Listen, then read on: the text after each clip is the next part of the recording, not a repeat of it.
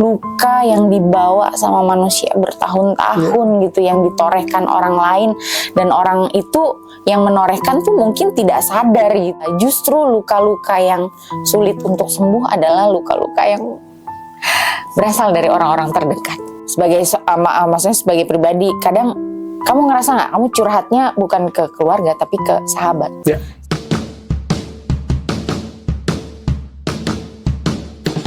Selamat datang di Broscast. Bram Reza Rifu ngobrol santai di podcast. Yeay! Halo, balik lagi di Broscast. Kali ini masih bareng saya Bram Herlambang, dan sekarang kita sama sutradara yang film dalam berapa tahun terakhir ya, 3-5 film horornya banyak banget. Gitu nggak Bu, kira-kira habis pandemi itu berapa sih film horornya? Berapa ya? 4-5? Banyak ya? Lebih ya? Lebih ya? Iya. Iya, lebih 5. The one and only Hadra Daeng Ratu. Terima kasih. Terima Bu. kasih. Akhirnya saya wawancara setelah melihat banyak filmnya, karyanya gitu ya. Dan kita akan bahas karya terbarunya, akan tayang di tengah Juli ya nanti. 17 Juli. 17 Juli. Judulnya Kitab Si Jin dan Ilyin. Luar biasa. Saya nggak tahu ya, apa saya yang kurang beribadah atau semua umat sebenarnya tahu dua kitab itu apa gitu loh. Enggak juga sih, aku pun awalnya nggak tahu ya. Maksudnya kita cuma tahu bahwa setiap perbuatan baik dan buruk kita tercatat gitu oleh malaikat gitu kan. Betul. Tapi ternyata tercatatnya di mana, setelah membuat film ini juga aku juga baru tahu ternyata ada kitab yang namanya Si Jin, mencatat hal-hal buruk. Ada kitab namanya Ilyin, mencatat hal-hal yang baik gitu. Posisinya benar nggak kanan kiri? Kita kan waktu kecil didoktrin begitu ya, ada catatan di pundak kanan dan pundak kiri, ya nggak sih? Iya, mungkin secara semiotiknya gitu kali ya. Maksudnya kanan selalu berhubungannya sama yang baik, kiri juga berhubungannya sama yang buruk gitu. Tapi ada di kanan atau kirinya saya juga nggak tahu gitu. Gitu. Oke, mungkin saat ini tayang kita atau teman-teman penonton sudah akan lihat trailernya gitu loh. Saya baru pertama nonton tadi sebelum wawancara dengan Bu Hadra, luar biasa, saya bilang intens, cukup dar-der-dor gitu ya rasanya.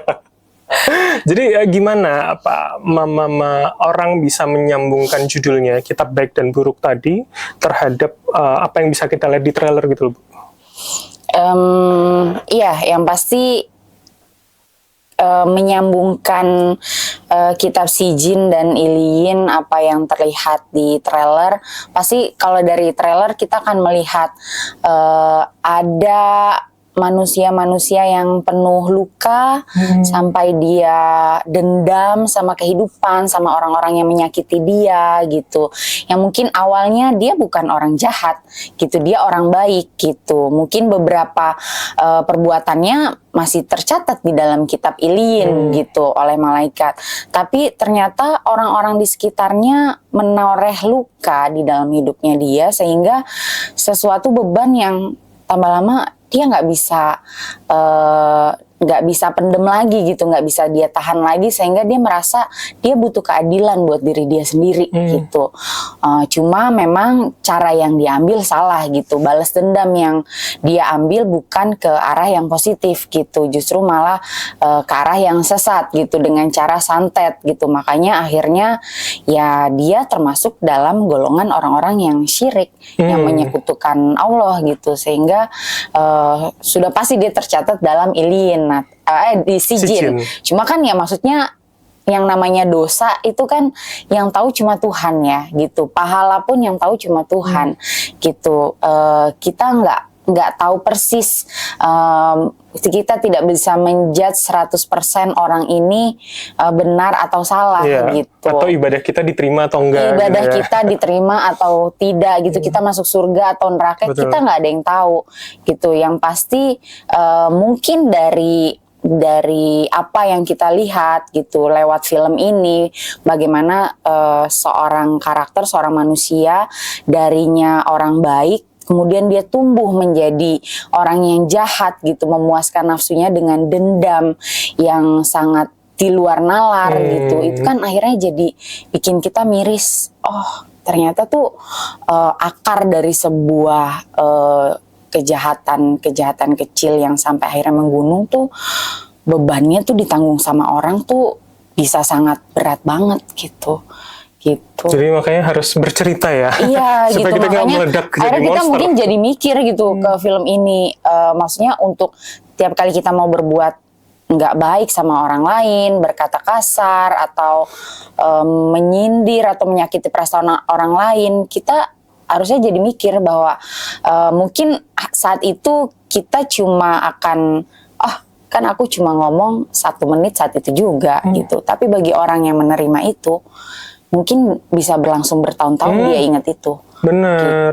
Jadi buat kalian jangan bilang gitu aja kok baper gitu ya. Ya, jangan gitu aja kok baper. Kita nggak tahu orang itu ketika misalnya sampai kampus gitu ya, dia dibully sama teman-temannya gitu. Terus kita nggak tahu dari rumah tuh dia berangkatnya tuh dalam keadaan apa. Bagaimana situasi keluarganya gitu, apakah dia punya ongkos buat pergi ke kampus gitu, bagaimana dia harus struggle gitu sama ongkos dia untuk nyampe ke kampus, belum lagi ketika dia minta dia menghadapi konflik keluarga yang macam-macam gitu, terus dikupas lagi bagaimana keluarganya harus bertahan. Nah itu jadi kayak menurut aku di film ini juga secara pesan moralnya tuh banyak banget gitu buat kita gitu ketika nonton. Bu Hadra menampilkan ini nggak sih Bu? Karena saya belum lihat filmnya tentunya. Artinya ketika ada orang yang Ibu tadi kan bilang orang jahat adalah baik yang tersakiti. Artinya ada pilihan nggak sih orang tuh sebenarnya bisa memilih loh ketika dia disakiti. Saya mau jadi yang mana, side mana yang saya pilih gitu. Ya, yang pasti memang kadang-kadang kita suka menyalahkan keadaan ya. Abis ya gimana keadaannya begini, ya aku harus begini. Tapi sebenarnya pilihan tuh ada di kita, gitu kan. Maksudnya Tuhan juga sudah menuliskan semua takdir. Tapi ada beberapa yang kalau kita mau berusaha lebih gitu, takdir itu bisa berubah gitu. Itu kan memang tertulisnya seperti itu. Jadi sebenarnya kita sebagai manusia bisa banget membuat pilihan untuk diri kita sendiri, pilihan untuk bahagia, pilihan untuk sedih, pilihan untuk terus menyimpan masa lalu dan duka gitu. Itu semuanya ada di kita.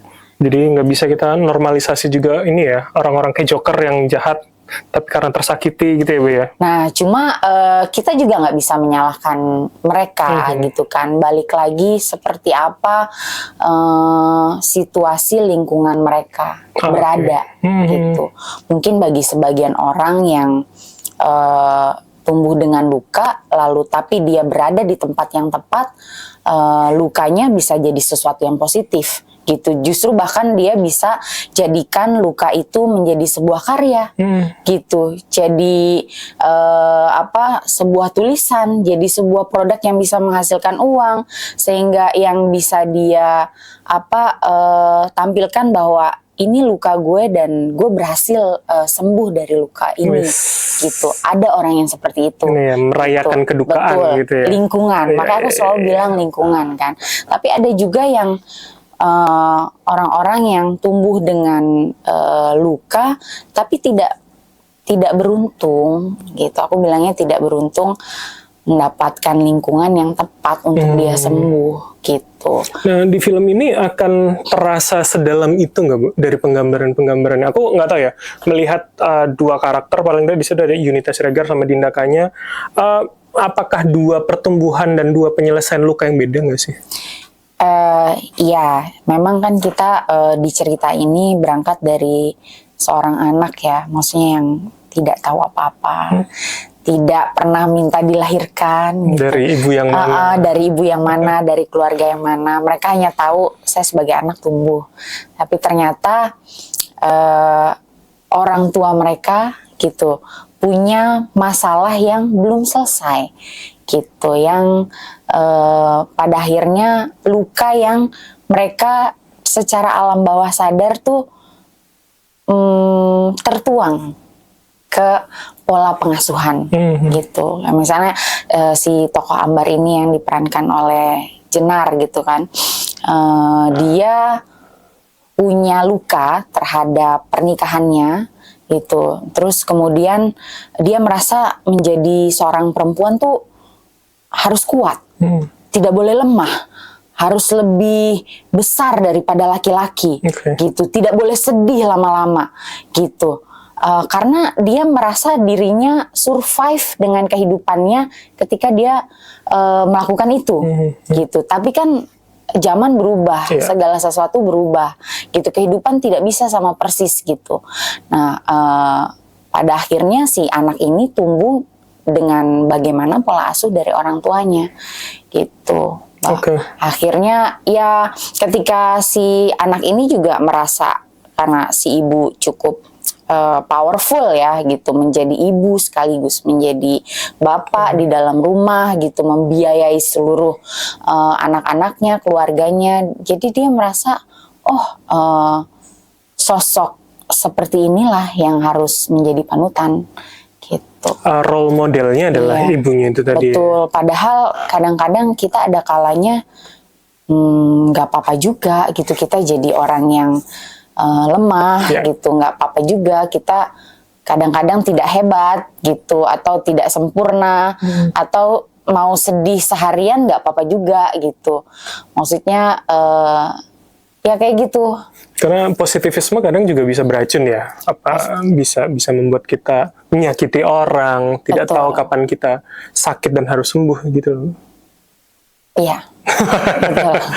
Betul banget, betul banget. Boleh tahu nggak sih sebenarnya diskusinya akhirnya dengan dua itu, Bu Jenar dan Dinda, sejauh apa sih untuk kemudian mereka juga dapat apa yang ibu pengen dari hubungan ibu dan anak karakter itu? Iya, akhirnya kita mulai mengupas setiap scene ya yang ada di skenario, bahkan setiap kata. Iya, bahkan setiap kata, terus setiap beat penggalan kata itu kita taruh emosi di situ, gitu. Bahkan ketika misalnya ada kalimat yang keluar satu nafas sama dia, terus aku bisa yang enggak, di tengah kamu harus berhenti karena ada emosi seperti ini yang harus hadir ketika dialog itu tidak ada, gitu. Sampai segitunya sih kita benar-benar ketika proses reading tuh. Maksudnya menghadapi skenario itu seperti itu. Gitu. Jadi kita bukan cuma kalau treatment horor itu udah istilahnya biar kerja anak aja deh mau kayak gimana. Tapi buat aku semua film base-nya adalah karakter.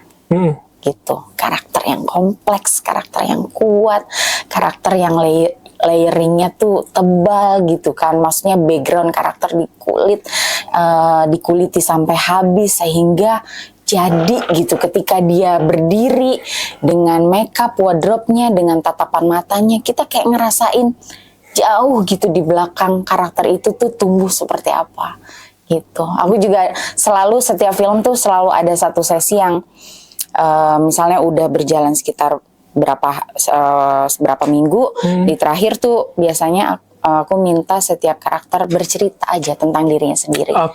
Gitu, dari semua yang udah dia dapat skenario gitu. Misal itu apa berupa supervisi dari ibu kah? Enggak, semua perkembangan dari aku, dari acting coach, dari skenario. Akhirnya kan dia berproses. Kan memang masih ada subtext gitu yang harus mereka pelajari juga gitu. Akhirnya mereka tulis dan mereka akhirnya bisa bercerita dalam waktu 30 menit tentang karakter dia sendiri. Bagaimana hal-hal kecil karakter Dindakanya, karakter Yuli, ketika dia bisa mereka semua bisa mengimajinasikan tahun demi tahun sehingga mereka ada di usia 30 tahun. Membangun timeline-nya sendiri. Ketika di masa secara dewasa dia sudah punya memori yang cukup kuat gitu. Artinya ketika udah umur 7 tahun tuh biasanya memori setiap anak udah cukup kuat gitu mengingat. Dia bisa ngingat, setiap pulang sekolah, aku pulang, tapi aku harus masih mengerjakan pekerjaan rumah dalam keadaan lapar. Tapi saudara yang lain sudah makan duluan. gitu. Terus maksudnya hal kayak gitu. Lalu aku pergi ke sekolah, ada satu temen aku yang ngasih kue, dan betapa aku menerima kue itu dengan air mata gitu. Bukan karena aku lapar, tapi karena perhatian-perhatian kecil itu membuat aku lebih dihargai sebagai manusia gitu. Kita banyak ngobrol hal-hal seperti itu gitu. Jadi bahkan mereka membaca tuh lebih di rumah mereka. Di rumah masing-masing mereka baca skenario. Jadi di hari pertama mereka udah karakter aku gini.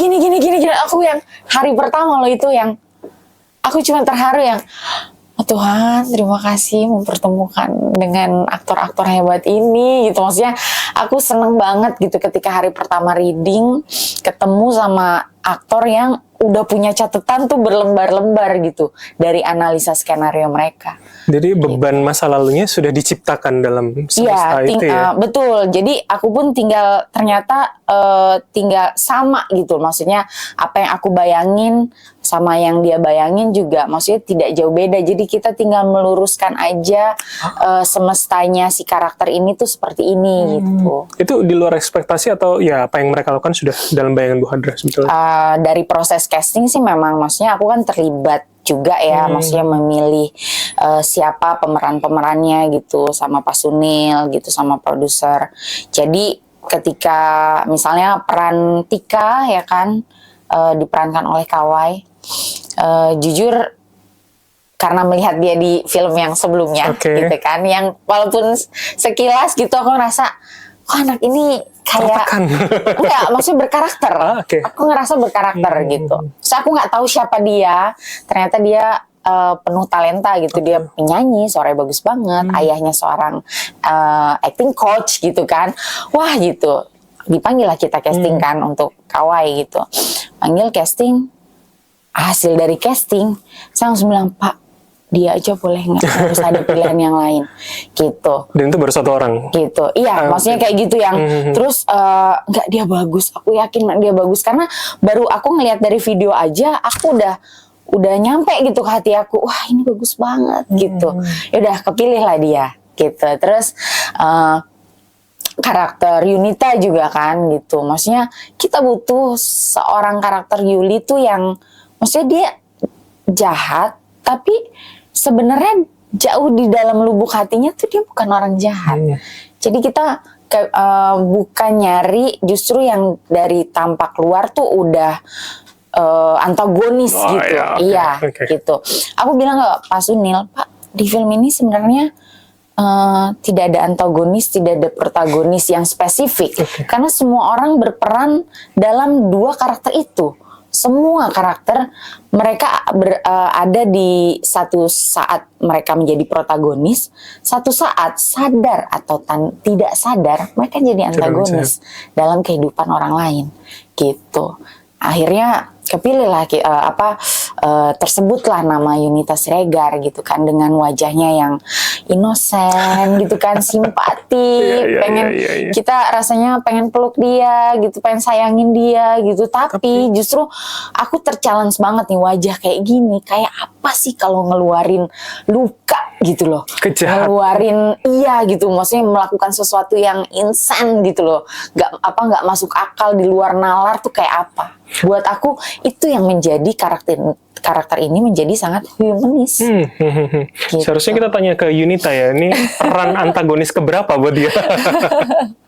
Oke. Gitu. Menarik. Ibu, kayaknya cukup dalam ya, seorang Hadra Dayang itu menciptakan sebuah karakter, banyak motivasi masa lalu yang diciptakan gitu. Jadi sebetulnya dalam menciptakan satu film saja, seberapa Ibu harus membongkar banyak laci dalam kepala untuk banyak karakter gitu? Ya aku sebenarnya aslinya cengeng banget ya, gitu. Kadang-kadang aku pun maksudnya nggak tahu gitu. Kadang-kadang aku bisa merasakan energi orang itu gitu. Maksudnya ketika misalnya ada orang datang duduk dengan senyum, tapi aku kok rasanya dia nggak senyum hatinya. Saya takut. Gitu maksudnya aku merasa maksudnya bersyukur gitu bisa merasakan hal yang maksudnya personal gitu kan. Jadi kadang-kadang aku mentransfer energi aku itu ke pemain gitu. Aku pegang tangan, kamu kayak gini gitu. Mereka udah bisa tahu gitu apa yang aku mau gitu. Memang maksudnya bagi aku bikin film tuh kayak bikin kehidupan ya. Maksudnya dari awal, maksudnya aku sekolah film gitu kan, ketika apa sih itu film adalah refleksi kehidupan gitu kan. Aku yang saat itu ya belum tentu juga kan, kita bikin sesuatu yang imajinatif gitu atau sesuatu yang futuristik atau apa gitu kan yang belum terjadi gitu. Tapi makin kesini, oh iya ya, aku makin mendalami apa yang dimaksud refleksi kehidupan.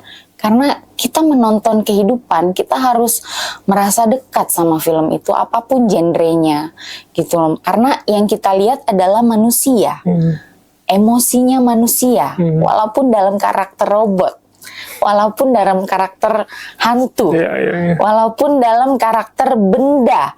Selama dia punya nama karakter, punya nama, artinya mereka punya emosi sebagai human, manusia gitu. Dan itu yang menurut aku sebuah film bisa bisa menarik banyak orang gitu untuk jadi pengen nonton gitu. Jadi pengen setelah nonton tuh bercerita ke orang lain. Wah, ini ceritanya aduh gitu. Maksudnya gue sedih banget gitu kan, atau yang wah dia seru banget atau apa. Iya gitu. Itu sih. Jadi memang benar banget kalau film itu refleksi kehidupan. Kita menonton kehidupan, dan dalam kehidupan ya isinya manusia sebagai subjek utamanya. Artinya fondasi dalam sebuah film adalah karakter yang harus kuat. Saya ingat tuh Bu Jenar tadi juga ngomong bahwa ketika baca skripnya yang dianggap pondasi kalau sebuah rumah tadi, itu dia sudah merasakan, sudah jatuh cinta gitu ya untuk film ini gitu ya Bu. Iya. Karena ya itu gitu. Maksudnya kita pun awalnya mikirnya mungkin semua pemain juga filmnya tentang santet-santet gitu kan, balas dendam gitu kan, ritual gitu. Tapi pas kita buka skenarionya gitu, maksudnya aku pun dari duduk bareng sama Lele Laila dan Pak Sunil gitu kan, oh ini nggak cuma ceritain tentang horor dan santet, ini membicarakan tentang manusia gitu, tentang mental health gitu, tentang luka yang dibawa sama manusia bertahun-tahun gitu, yang ditorehkan orang lain, dan orang itu yang menorehkan tuh mungkin tidak sadar gitu bahwa orang terdekat lagi. Iya, dan orang terdekat pula. Justru luka-luka yang sulit untuk sembuh adalah luka-luka yang berasal dari orang-orang terdekat. Ya. Saya sepakat. Justru ya, makanya pada akhirnya kadang-kadang kita sebagai manusia, maksudnya sebagai pribadi, kadang kamu ngerasa nggak, kamu curhatnya bukan ke keluarga tapi ke sahabat. Sahabat kan orang di luar rumah ya, gitu. Maksudnya karena gitu karena tuh rumah tuh tempat kita merasa benar-benar diakui sebagai diri sendiri utuh gitu. Coba kalau kita dapat ranking 1, pasti yang kita sampein pertama di rumah ke orang tua, ke adik kakak, aku ranking 1. Enggak yang tiba-tiba ke netizen, guys gue ranking 1, enggak. Gitu. Jadi pembuktian diri kita sebagai manusia tuh tercipta dari rumah gitu. Ini menurut aku ya, nggak tahu kalau yang lain gitu. Bagaimana, nah makanya ketika validasi atau apresiasi tidak hadir di rumah gitu, maka kita sebagai diri kita sendiri kayak ngerasa udah bener belum ya yang kita lakuin, kok nggak ada yang ini ya, oh mungkin dia lebih baik dari aku gitu. Jadi nah ini akhirnya menyangkut ke pola parenting lagi kan gitu. Bagaimana setiap anak itu tumbuh lahir nggak sama gitu, maksudnya beda-beda. gitu. Ada yang memang tercipta buat jadi seniman, ada yang tercipta buat jadi akuntan yang ngitung apa-apa cepet, matematikanya selalu 8, 9 gitu. Ada juga yang matematikanya selalu 5 dan 6, tapi sebenarnya semua anak ini sama hebatnya gitu. Maksudnya mungkin kita harus makin kesini tuh makin harusnya sadar gitu kan, bahwa memperlakukan anak itu memang harus memperlakukan mereka sebagai manusia gitu. Mereka butuh pelukan, mereka butuh apresiasi gitu, sekecil apapun yang mereka dapat.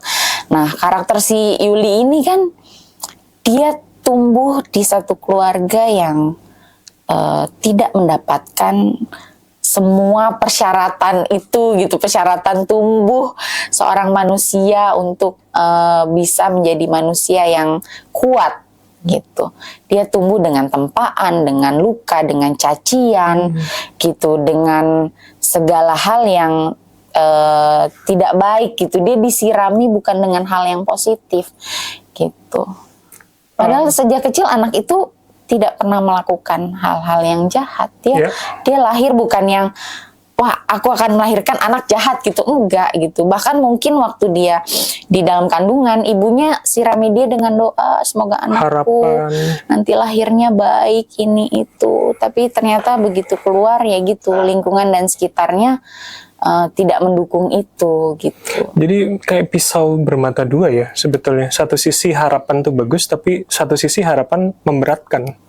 Artinya ya saya sepakat bahwa ibu bilang, kita akhirnya berjarak dengan keluarga karena takut dijudge gitu. Itu yang. Tapi kalau di film ini, tapi emang ya dulu. Jadi aku pun. Jadi sebetulnya membuat film juga bagian dari merayakan kedukaan seorang Hadrah. Sebenarnya bukan merayakan ya, menatap mungkin. Kalau aku bilangnya menatap duka, menatap luka, face the pain gitu kali ya, gitu. Jadi cara aku buat sembuh adalah aku tidak mau denial sama semua luka itu. Justru aku bawa terus untuk aku tatap, dan maksudnya aku ingat bagaimana perasaan itu, gitu. Itu mungkin yang maksudnya membuat aku merasa jauh lebih bisa merasakan hal-hal kecil gitu untuk aku transfer ke pemain aku. Bagaimana aku tidak mau melupakan segala traumatik atau segala luka yang pernah terjadi di masa lalu. That's why filmnya Bu Hadrah sangat relate ya kebanyakan. Oke, Bu Hadrah, terakhir. Saya jadi kebawa suasana ini. Tapi artinya gini, apa yang orang bisa lihat nanti di 17 Juli gitu ya tentang film ini, bahwa hari ini kan orang mungkin ada sebagian yang melihat horor tuh horor lagi, jump scare. Apa yang Ibu bisa janjikan ke penonton bahwa lo nonton ini dapat sesuatu yang lebih, lo bisa inget keluarga misalkan something? Ya, yang pasti ketika kita nonton film Kitab Si Jin dan Iliyin, kita bukan cuma merasakan sensasi audiovisual secara horor, tapi juga kedalaman emosi, peristiwa, karakter yang ada di film ini gitu. Bagaimana hubungan yang sangat kompleks gitu, bagaimana seorang manusia tumbuh dan berubah dari baik menjadi tidak baik tuh ya bukan karena dirinya sendiri aja, tapi juga karena orang-orang di sekitarnya. Itu mungkin kita abis nonton film ini, kita jadi makin tahu gitu, maksudnya harus bersikap seperti apa ke orang lain. Jangan sampai kita adalah jadi salah satu alasan buat orang lain tidak sembuh dari lukanya. Oke. Jadi semoga orang juga lebih aware buat sekitarnya gitu ya. Aware, betul. Oke, Bu Hadrah, terima kasih banyak. Luar biasa. Saya nggak sabar buat nonton, kayaknya hangat sekali rasanya filmnya kalau dari cerita itu. Terima kasih. Kitab Si Jin dan Iliyin 17 Juli 2025. Sampai ketemu di episode mendatang. See you.